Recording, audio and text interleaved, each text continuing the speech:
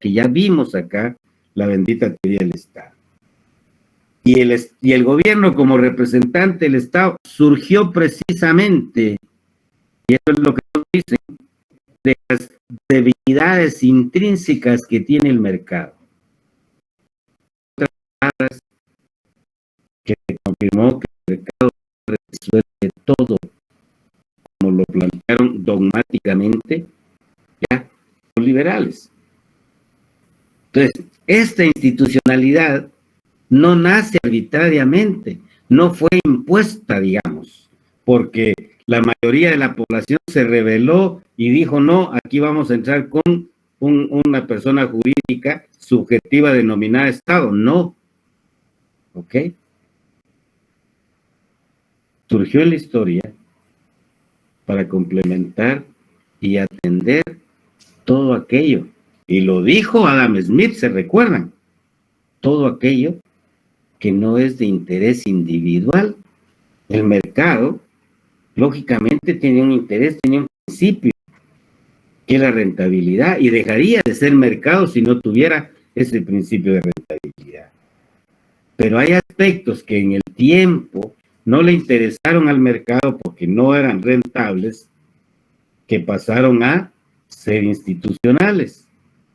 Hoy, dependiendo del nivel de desarrollo de ese mercado y de la estructura productiva, pueden haber aspectos que son objeto de la institucionalidad de un Estado que sean de interés del mercado, que ya no estén en manos de la institucionalidad, sino que pasen a manos del mercado, porque resulta que esos aspectos son rentables para el mercado.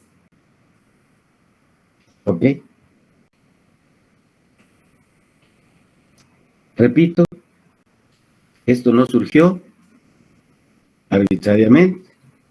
Fundamento, la necesidad de lo anticíclico que es el mercado, del comportamiento errático que tiene el mercado, de que alguien debe controlar la cantidad de dinero que debe haber en este mercado,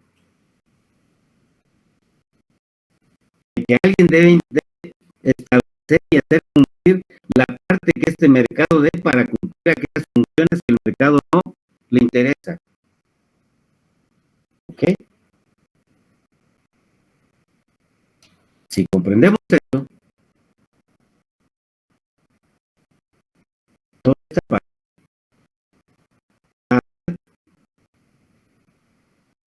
al sistema político, al ámbito político. Y ese sistema político va a querer o está configurado de tal manera que lo que busca es, a través de un sistema republicano, democrático y de elecciones libres, autónomas, etcétera, todo lo que pueda haber, alcanzar el poder político. Y es lo que hemos vivido desde 1986 a la fecha. Elecciones, lamentablemente con los desvíos o con las debilidades que se tengan, pero ¿para qué es? Para alcanzar el poder político. Resulta entonces que dependiendo del poder que pueda darse en la sociedad, ese poder va a tener el control del ámbito político. Y como consecuencia, al momento de alcanzar el poder político, ¿sí?, debería de, bajo la doctrina, principio y valores de todas estas teorías, atender el bien común.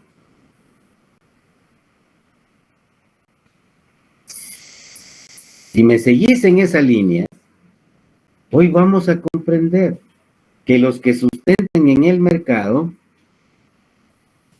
que tienen la llave y el control del sistema político y que alcanzaron a través de elecciones, financiando, regalando lo que se regala para poder, se vulgarizó y se empezó a comprar los votos, pues, y la población dijo, aunque sea cada 4 años, pero aquí que me paguen el día, que me dejen y le recibo a todos lo que me traigan en regalos para obtener el bendito voto, ya, alcanzar el poder político, y el gran problema está aquí. Cuando se trata de atender el bien común. Estoy hablando del sistema capitalista, estoy hablando de una economía de mercado, estoy hablando de la forma como se creó el Estado y, lógicamente, los roles que le dieron a la necesidad de la institucionalidad del Estado, que permitía corregir las debilidades intrínsecas del mercado, o que no le interesa atender al mercado. ¿Para qué? Para alcanzar el bien común. Y todo esto no puede estar lejos del orden jurídico.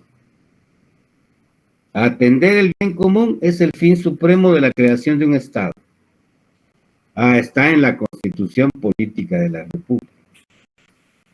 Todos los derechos humanos de primera, segunda y tercera generación están contenidos en la Constitución Política de la República. Por lo tanto, se confirma mediante el derecho constitucional que esas doctrinas, esos principios y esos valores, independientemente de la cosmovisión de los de la teoría del mercado y de la teoría de institucionalidad, independientemente, cualquiera que llegase al ámbito político, alcanzar el poder político, debería de estar atendiendo el bien común. Con este esquema, podríamos traer lo que el compañero pedía. Pues bueno, hoy está dirigiendo los destinos de este país un representante más apegado a la teoría del mercado. Esa teoría del mercado es la que tiene poder real, a los que se llama poder real, aquí lo tienen, en el ámbito político, y como consecuencia alcanzaron el poder político, pero no les interesa el bien común.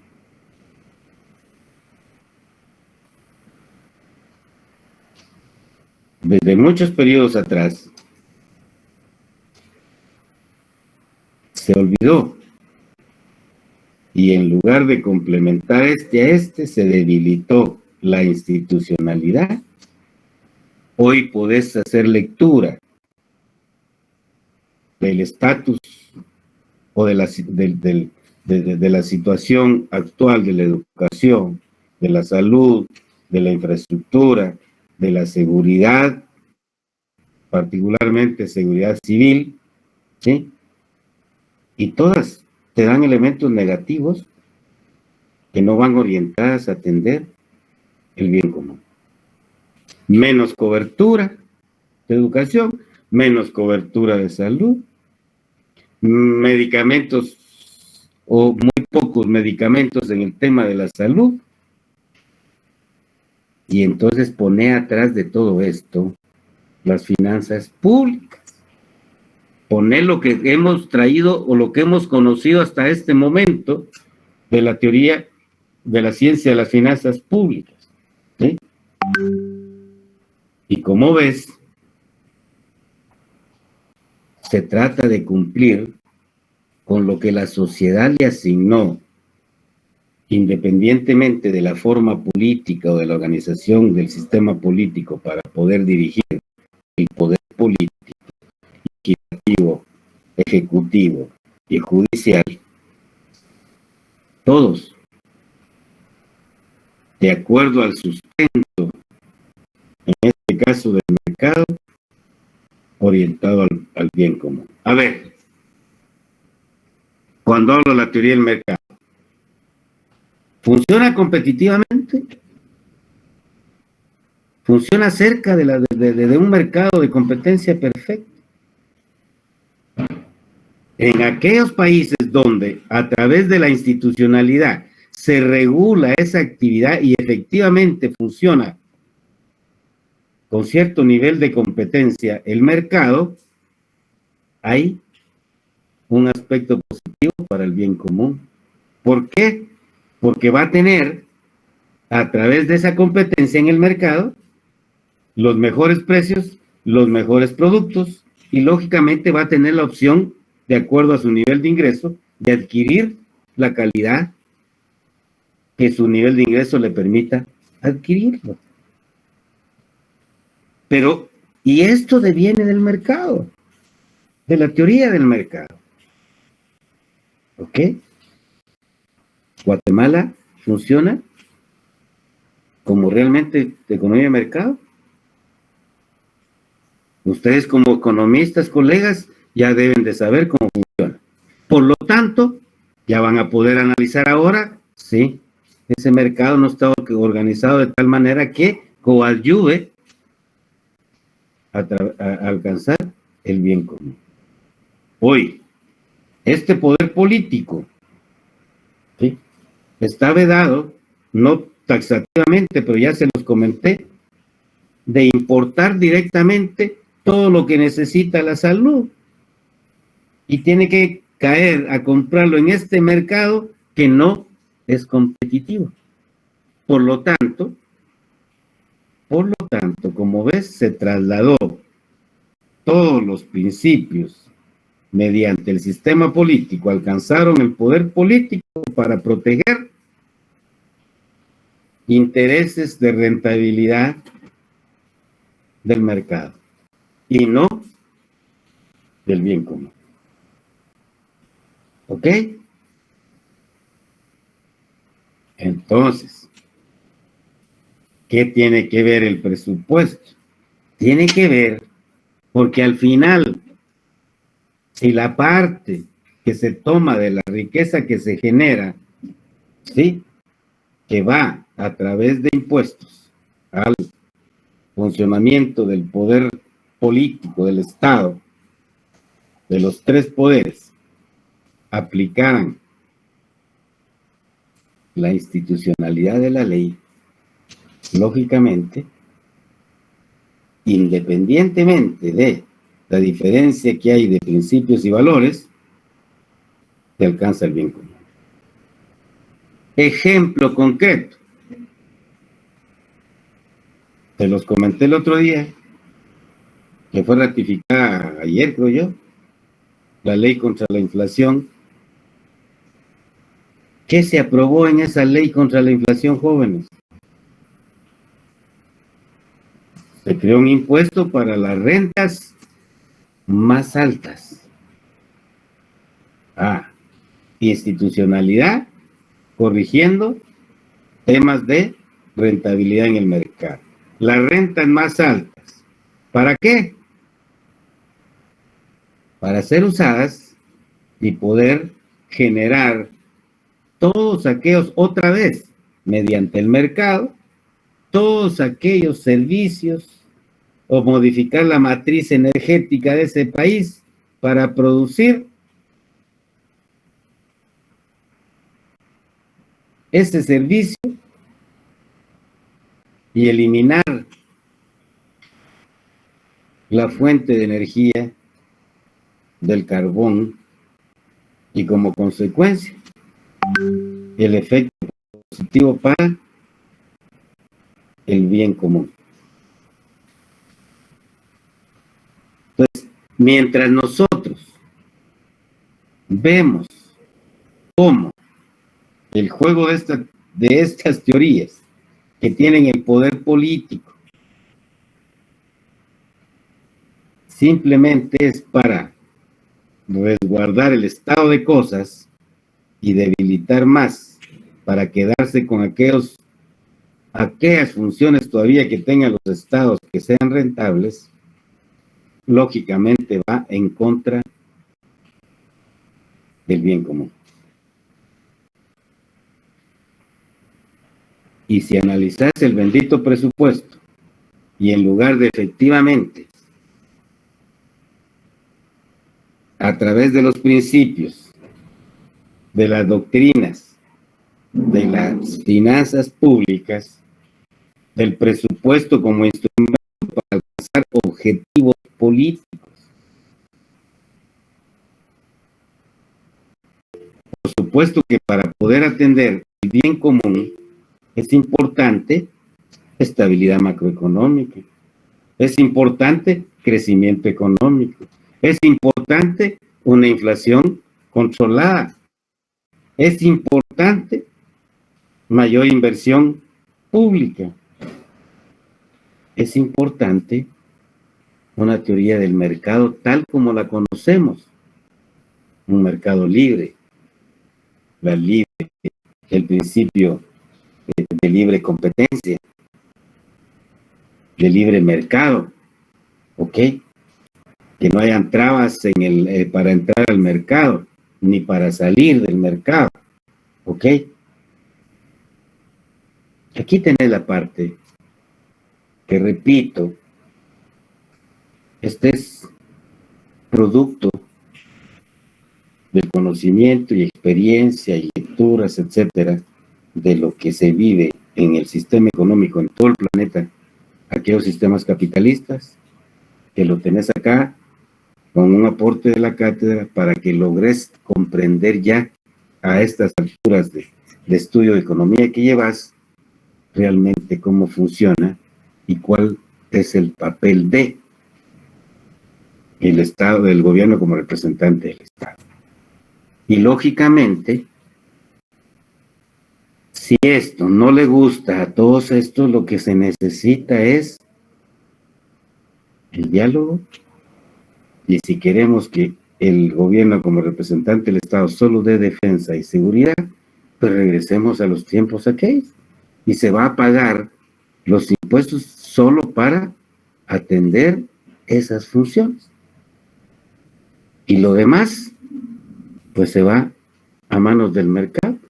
Que tenga plata que estudie, el que tenga plata que se cure. Y lógicamente ahí debería de funcionar un mercado mucho más competitivo porque todo el mundo va a querer rentabilidad. Y entonces te surge otra vez la necesidad, ¿va? ¿Quién va a corregir los conflictos que se den entre todos los competidores del mercado? Ah, se necesita institucionalidad, ¿verdad? Entonces, más las funciones, las originales y absolutas del Estado, la misma actividad, o sea, estas deficiencias del mercado, está requiriendo institucionalidad. Pero lógicamente la sociedad sustentada en doctrinas, principios, valores, ¿sí? Quiera que sea en el mundo. Y ahora sí voy a meter a los socialistas, lo que les interesa es el bien común. Pregunto, ¿complementó esto en algo la concepción del presupuesto, jóvenes? Me dejó preguntas que no tienen nada que ver con el presupuesto, Lick. Ya son de economía política, vamos. ¿Alguien más, jóvenes?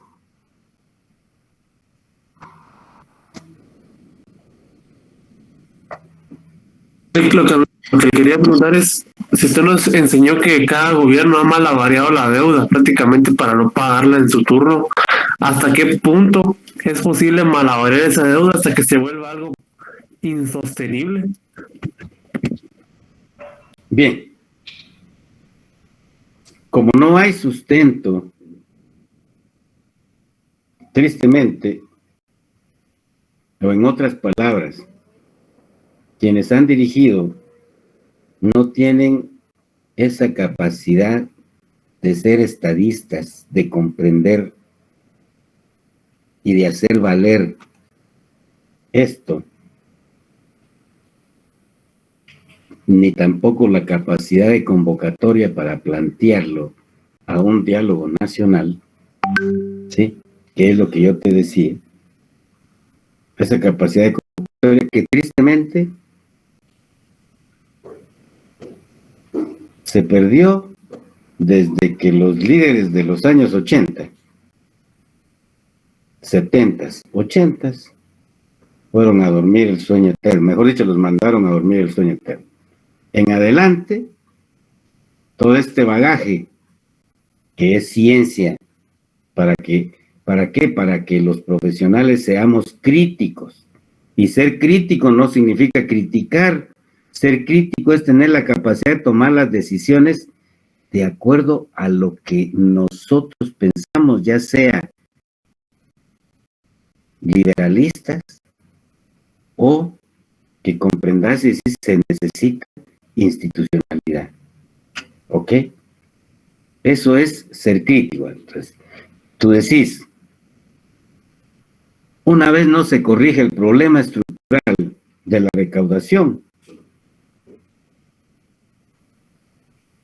el gobierno que llegue va a querer resolver, no para hacer política fiscal, sino simplemente resolver la falta de fondos. La noticia de ayer, se incrementaron los de la Junta Directiva del Congreso. Carajo, imagínate, ¿de dónde va a salir esos dineros? ¿Qué efecto positivo va a tener? No responde al conocimiento de una persona que sea estadista, sí, que entienda precisamente esto. Y estamos hablando en una economía de mercado. Por eso les decía yo, izquierda, derecha, jóvenes, estamos en una economía de mercado. Aquí lo que se necesita es que realmente haya una integración y complemento de estas dos economías, ¿ya? Para que a través de un sistema autónomo, democrático, lleguen estadistas a dirigir este poder, pero el objetivo de todo esto es, y no lo digo yo, artículo 1, el Estado se organiza para proteger a la persona y a la familia, y su fin supremo es el bien común. Entonces, no lo está sacando de la manga. Repito, una vez se corrija o se logre recaudar lo que esta estructura impositiva podría recaudar, que no vas a tener necesidad de endeudarte.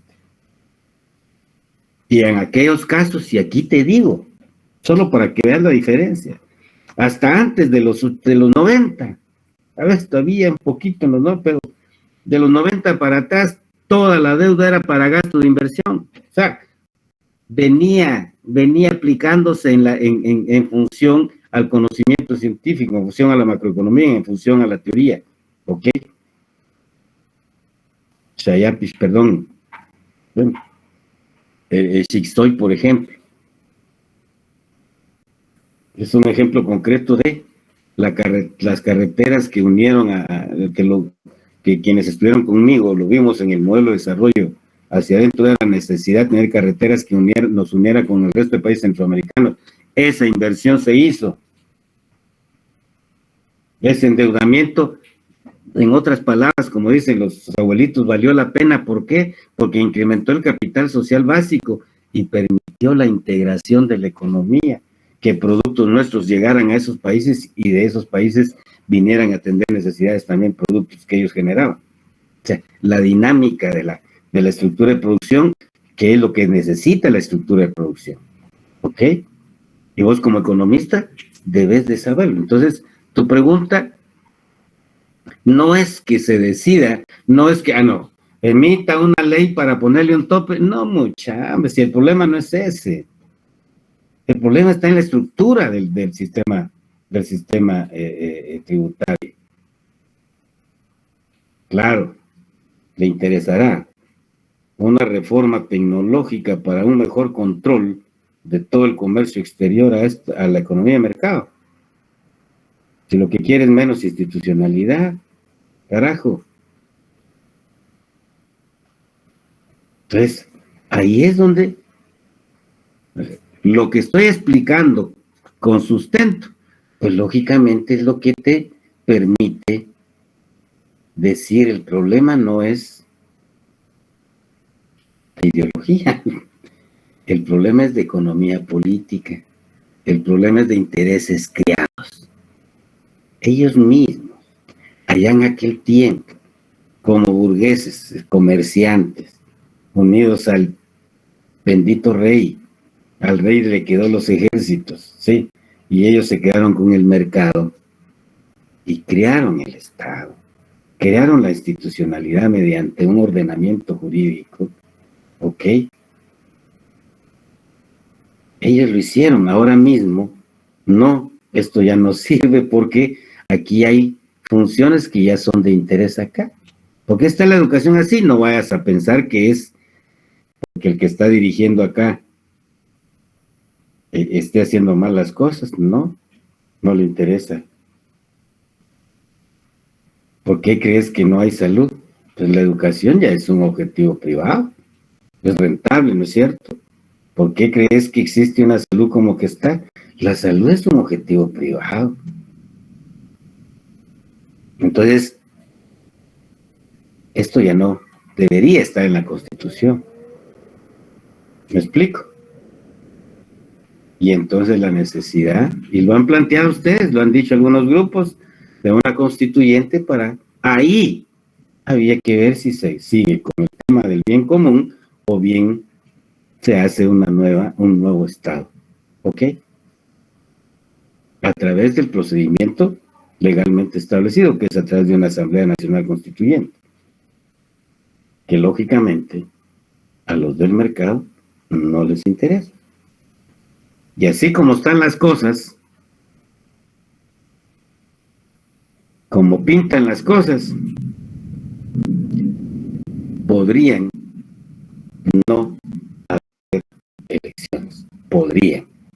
Es una hipótesis que está ahí y que podría llegarse a eso tristemente por el rumbo que está siguiendo el tema, que repito, no es ideológico. Para aquellos colegas que estamos reunidos acá, que todavía tenían o incidían en su pensamiento el tema ideológico, con este aporte de la cátedra, simplemente estoy tratando de decirles que es ideología. Y esa está plasmada en las teorías que son objeto de estudio de nosotros, los economistas. Lógicamente, este aporte en el ámbito político, que hay mucho más que explicar, solo usé esto con el objeto de comprender que la política económica y como consecuencia la política fiscal debería de estar en arreglo o con arreglo a lograr el bien común. ¿Ok? Bien. ¿Alguna sospecha o duda, jóvenes? Por el momento ninguna. Muchas gracias, ¿ok? En esa línea, y luego de este lapsus, vamos a seguir con nuestro tema,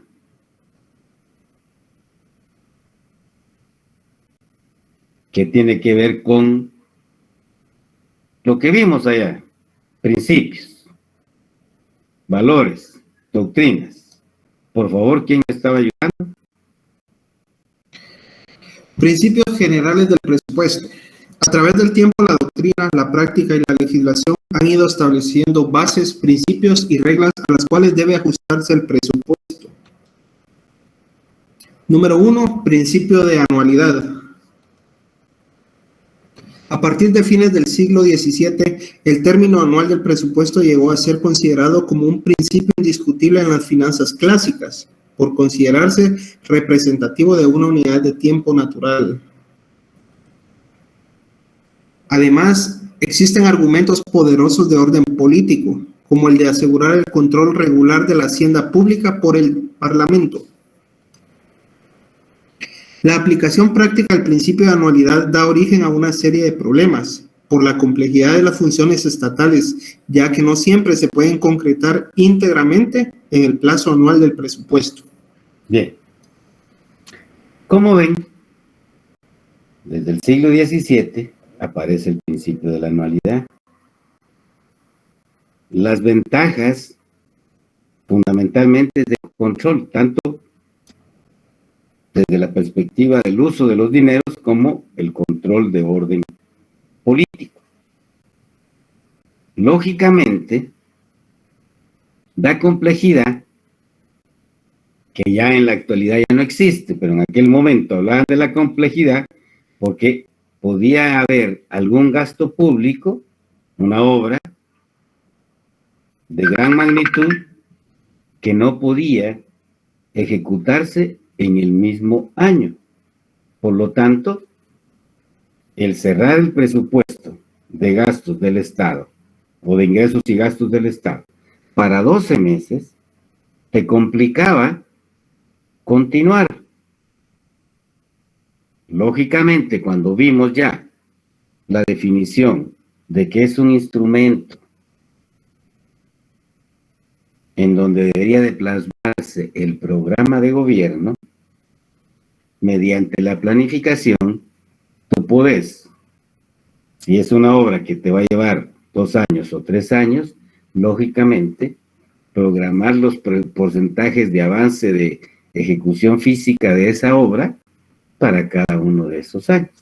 Y se elimina la visión de la complejidad que podía generar el tener un presupuesto de 12 meses, y si ya se terminó aquel, ya no puedes seguir con esto. Lógico, no era lógico, y por lo tanto, diríamos que esa parte ya se superó. Sigamos.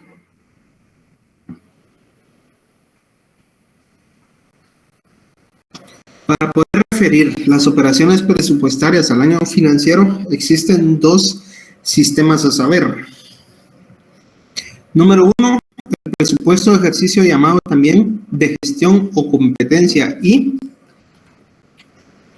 número 2, el presupuesto de caja. Considera únicamente los ingresos y los gastos efectivamente realizados durante el periodo respectivo.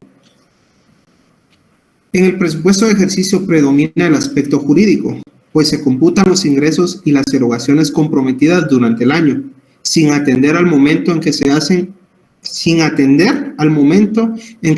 efectivas, mientras que en el presupuesto de caja se computa el movimiento de fondos con prescindencia del origen de las operaciones. A ver, ¿qué nos está diciendo esta parte? Para los peritos contadores que tenemos acá en clase, esto lógicamente queda muy claro. Hay un presupuesto de ejercicio y hay un presupuesto de caja.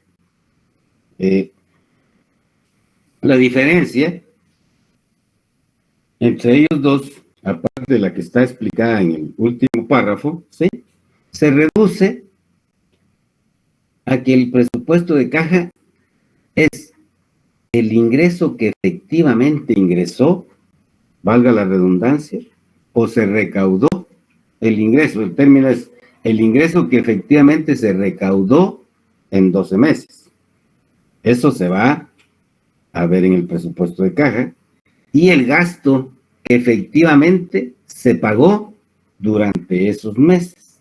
El famoso flujo de caja, ingresos y gastos reales. El presupuesto del ejercicio establece que se presupone que se van a recaudar 76.415 o 315 miles de millones de quetzales para este año. El presupuesto de caja me va a decir el 31 de diciembre realmente cuánto entró, si recaudé los 76.315 millones, o recaudé más, o recaudé menos. Y el presupuesto de ejercicio dice que el gobierno se va a gastar esos 76.315 millones. El presupuesto de caja me va a decir el monto que se gastó y que se pagó efectivamente en esos 12 meses, que puede ser menos que los 12.000, más no, ahí sí, el gasto no podía ser mayor, porque lo que está aprobado es gastarse 12.315 millones de quetzales, de tal manera que allá el 31 de diciembre el presupuesto de caja me va a permitir conocer si efectivamente pagué los 76.315 millones o pagué menos, ¿ok? A eso se reduce contablemente la diferencia entre el presupuesto de ejercicio y el presupuesto de caja. Esto, lógicamente, con la modernidad se superó. La diferencia que aquí hacen dos sistemas. ¿Por qué? Porque estos dos se llevan como control interno de la economía del Estado, de la economía pública, y como, hablemoslo entre comillas, el plan de gobierno que se va a ejecutar dependiendo, por eso les hice el cuadro, de quienes lleguen y qué principios, valores llevan los que ganen el poder político. ¿Queda clara la diferencia, jóvenes?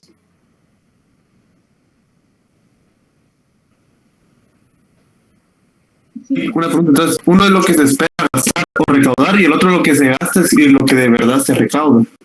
Exactamente, pero los dos sistemas se llevan a cabo. El presupuesto de ejercicios es el que el Ministerio de Finanzas presenta para ser aprobado por el Congreso de la República. Y luego de ser aprobado, en la ejecución, lógicamente, se lleva el flujo de caja. La famosa caja fiscal, que va a ser una cuenta de gobierno que vamos a conocer la técnica y qué elementos lleva, y vamos a conocer la ejecución presupuestaria que se refiere al presupuesto de ejercicio. ¿Ok? ¿Alguna otra duda, jóvenes? ¿Inquietud o sospecha? Bien, por favor. Número 2, principio de unidad. Según este principio, no debe existir más que solo un presupuesto del Estado, y este debe agrupar todos los recursos y los gastos sin excepciones. Las ventajas de este sistema son de orden técnico y de carácter político, y se resumen así. Número 1, permite conocer si el presupuesto está equilibrado. Número 2, dificulta la realización de ciertas maniobras como la simulación de economías o la ocultación de gastos especiales. Número 3, posibilita conocer el monto efectivo de presupuesto y número 4, facilita el control parlamentario. Bien. Luego del principio de la anualidad, como habíamos visto allá en la teoría clásica, el principio de la unidad. No debe existir más que un solo presupuesto de ingresos y gastos, con las ventajas que acá ustedes acaban de escuchar. Y para efectos de ampliación, el control parlamentario se refiere al control político. El control político que realiza el Parlamento cuando cita a los funcionarios y empleados públicos o cuando va a interpelar a un funcionario público, no sé, a un ministro, ¿ya? Ese es el control político, que debería estar en función a lo que vimos en la diapositiva de alcanzar el bien común. ¿Por qué? Porque el ordenamiento jurídico establecido hacia ahí va. Si ustedes revisan o revisaran, que no es el objeto de estudio nuestro, en los economistas, pues, pero para poder comprender bien y conocer las funciones de cada uno de los ministerios, luego de leerlas uno dice, a la chucha, pero de todo lo que está aquí,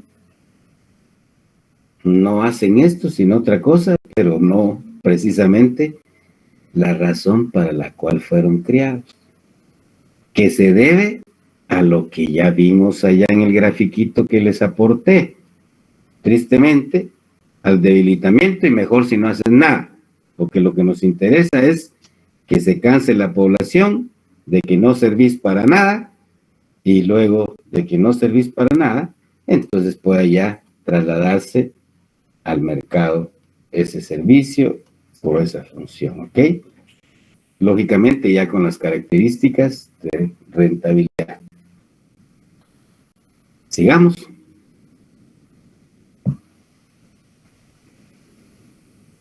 No obstante lo anterior, actualmente las funciones que debe cumplir el Estado se han ampliado. Ahora persigue fines económicos sociales. Las nuevas corrientes en materia financiera propician la elaboración de presupuestos dobles, tanto por el lado de los ingresos ordinarios y extraordinarios o de capital, como de los gastos de funcionamiento u operación y de capital o inversión. Con esto se habría reemplazado el principio de unidad por el de integridad del presupuesto. Como ven, el principio de unidad indica que no debe existir más que solo un presupuesto. Hay una crítica con relación a que hay dos presupuestos, el de ingresos y el de gastos, ¿ok? Y el de ingresos dividido en ingresos corrientes, ingresos propios, ordinarios, extraordinarios o de capital, y en el presupuesto de gastos, los gastos de funcionamiento de operación o los gastos de capital de inversión. Entonces, aquel principio de unidad pasó a ser un principio de integridad del presupuesto, pero que sigue siendo uno, sigue manteniendo el tema de la unidad,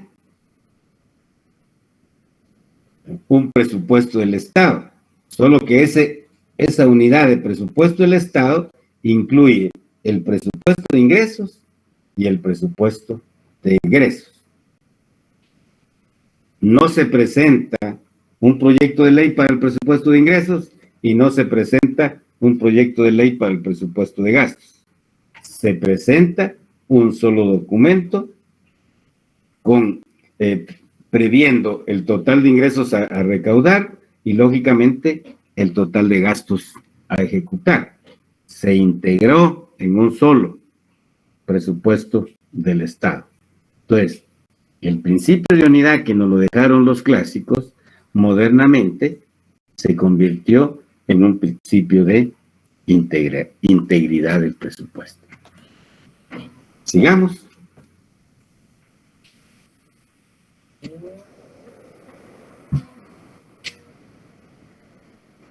Principio de universalidad. Consiste en que todos los ingresos y todos los gastos, sin excepciones, deben de figurar en el presupuesto. Número 4. Principio de la no afectación de recursos. Significa que los ingresos del Tesoro forman una masa única que cubre sin distinción de su origen o procedencia el total de los gastos estatales. Es decir, que todos los ingresos deben entrar parte de un fondo común y en consecuencia servir para financiar todas las erogaciones. Bien. En teoría, Lick. Es que, no, por eso te digo, aquí estamos viendo la teoría, ahora nos vamos a la praxis. ¿Okay? Todo diferente. Ok. Entonces, principio de universalidad. ¿Qué nos dice la teoría? Sí. Vos vas a hacer un presupuesto sin dejar fuera ni un solo centavo que sea objeto de ingreso y sin registrar ni un solo centavo que salga por objeto del gasto. A eso se refiere el principio de universalidad presupuestaria, para poder ampliar y aclarar el otro. El principio de la no afectación de recursos, lógicamente, con el tiempo y con el poder que tiene el legislativo, esto se modificó. La famosa cuenta de fondo común ya dejó ser de fondo común, ya solo queda un poquitito nada más. ¿Por qué? Porque en la creación de esos impuestos ordinarios o extraordinarios, el mismo Congreso les dio un destino. O sea, rompió el principio de la no afectación de recursos. Originalmente, repito, todo va a entrar a una caja y de esa caja sale para atender todos los gastos. Conforme se fueron legislando y creando impuestos, repito, y lo vamos a conocer, por eso es importante el trabajo de investigación, que no es tanto investigación, sino el trabajo de conocer una ley tributaria y plasmarlo en lenguaje financiero o de las finanzas públicas,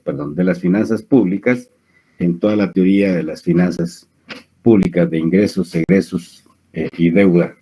Pero en el tema de ingresos fundamentalmente, ese trabajito, ¿por qué? Porque ahí vamos a conocer que ese impuesto que se creó ya tiene un fin específico. Y creo que se lo mencioné. El que tenga una ley pequeñita, que si lo van a hacer entre dos gentes, va a ser muy sencillo porque es pequeña la ley del cemento. Los 5 quetzales por cada quintal tiene un destino específico.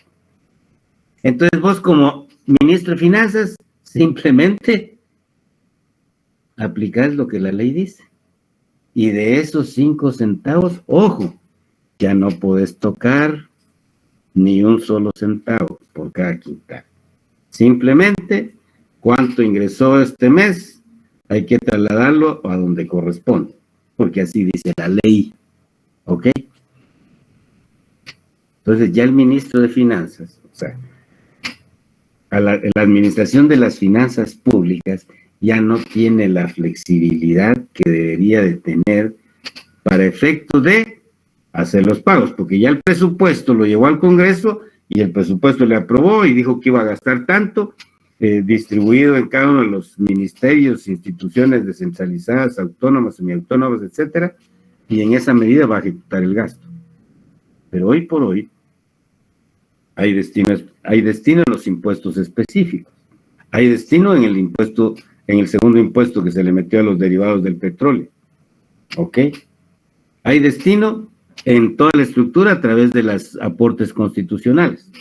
Entonces simplemente te volviste un administrador de las finanzas solo para ejecutar lo que la ley dice, ¿ya?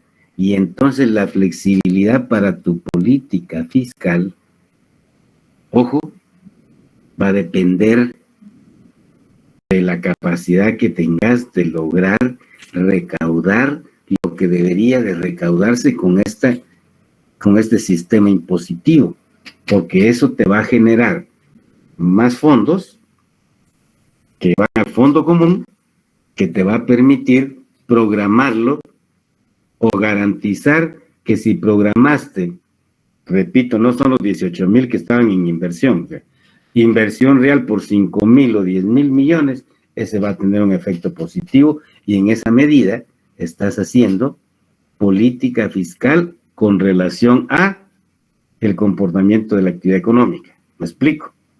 Porque de lo contrario, simplemente te volviste una persona que se recaudó, pero esto ya tiene un destino y se va.